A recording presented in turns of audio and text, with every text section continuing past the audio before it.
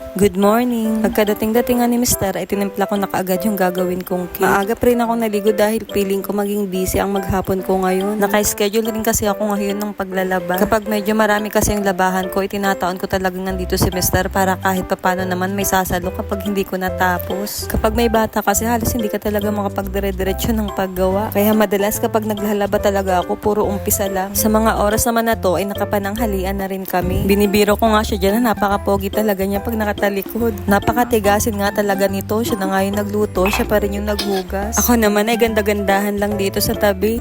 Ang totoo niyan ay may mga dinadryer akong damit.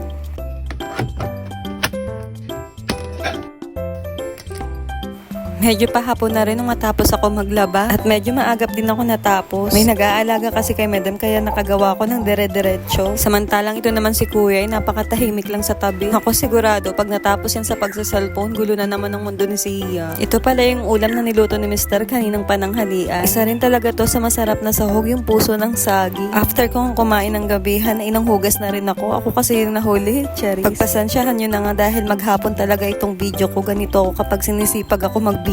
At kung gano'n naman ako kasi pag mag-video, gano'n naman ako katamad mag-edit. Kaya naman halos full storage na rin talaga tong cellphone ko. At napakarami ko pang pending videos. At pagkatapos naman sa kusina, ito namang mga tupiin ang ginawa ko. Halos may isang linggo na rin yata itong nag-aantay sa akin, Cherries. Sa lahat talaga ng mga gawain, ito talaga ang pinakamatagal gawin. At kahit nga may nangingialam na bata, ay kailangan ko na rin talaga itong tapusin. Natutuwa nga ako dyan kay Sia dahil willing talaga siyang matuto sa mga ginagawa ko. Ewan ko na lang talaga pag laki-laki pa nito, sana ganito pa din. At sa tingin ko nga walang katapusan tong pagtutupi ko dahil bawat hawakan ko ay kinukuha ni Sia. O diba? Akala mo talaga naman ay nakakatulong siya. Maya-maya naman ay pumasok si Ate Apple. Panay kasi ang tanong tungkol sa assignment niya. Pinapasok ko na siya sa kwarto kasi alam ko namang gusto niya makita sa video. Sa akin pa talaga nagpaturo. Akala mo naman tama ang ituturo ng tita niya. Cherries. Sa dami nga ng tinupi ko, hindi ko nga alam kung magkakasya na naman to sa lagayan. Sa tingin ko nga dapat hindi ko na to tinupi kasi sigurado naman magugulo rin to. At finally, natapos din. Kulitan naman with Madam. Itong at may pa-bright idea pang nalalaman. At hanggang dito na lang. Salamat sa panonood. Bye-bye!